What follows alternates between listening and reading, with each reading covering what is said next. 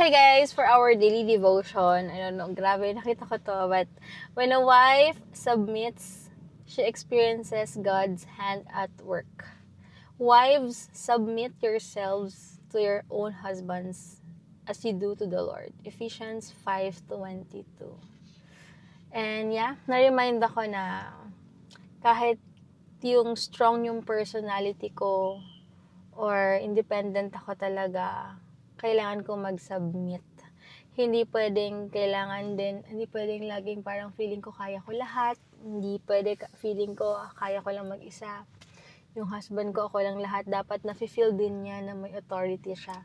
Yun talaga yung pinapractice ko. At more patience talaga. More patience. Siguro talaga, kaya nakita ko rin yung reason kung bakit nagkaganyan si Heinz or nagkaroon siya undergo siya ng brain surgery and all. Parang naiba rin, pero mabait pa rin talaga yung husband ko. Parang may mga changes, syempre imposibleng wala. Pero kailangan kong, alam mo yun, parang i-mold din yung character ko sa patience ko talaga. Kasi nga parang, di ba sanay ako na ako lang mag-isa, independent, ganyan. I mean, parang lahat kinakaya ko, nakakalimutan ko na I can depend din sa kanya.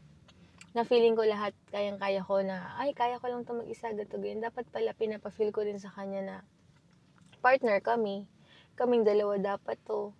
Siya kaya lagi niya ako nare-remind na, pag di mo na kaya, andito lang ako ha. Makikinig ako, ganto, ganyan. Sabihan mo lang ako ng any problem mo, open ako, makikinig ako sa'yo. So yun lang talaga. Kaya siguro, pinapractice ko yun, tsaka maging pasensyosa talaga sa lahat ng bagay, even kay Heinz, sa anak ko.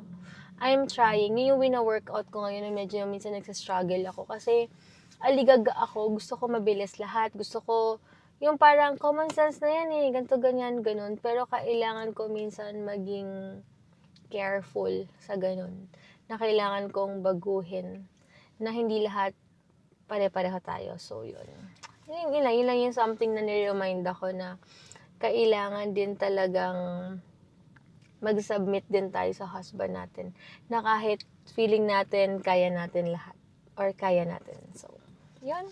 Nakalagay ito is prayer. Lord, help me to trust you as I submit to my husband. Even when I don't fully understand, teach me to honor you through my obedience, knowing that you are leading him. Nakalagay faith step, pray for your husband the whole week, write on specific way you can show support or respect your husband even in small things. So, yun nga siguro.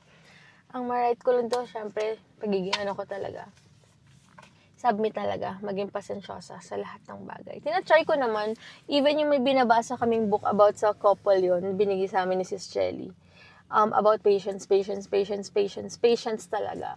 So, yun ang kailangan ko i-work out talaga. Buti na mabait din talaga yung husband ko. Ito ako, bubabawi naman ako pag alam kong sobra na ako. Aware naman ako dun. So, it's a good reminder for us na hindi lang to nag-a-apply din sa mag-asawa. Siyempre, sa lahat ng bagay, kailangan natin magpasensyo. So, maging patient sa lahat ng bagay, sa lahat ng tao.